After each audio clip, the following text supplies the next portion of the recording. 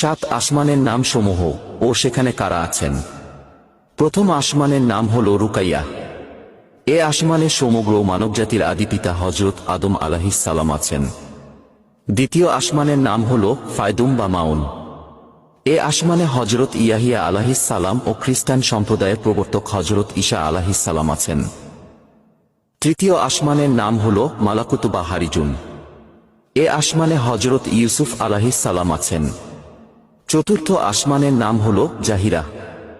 এ আসমানে হযরত ইদ্রিস আলাইহিস সালাম আছেন।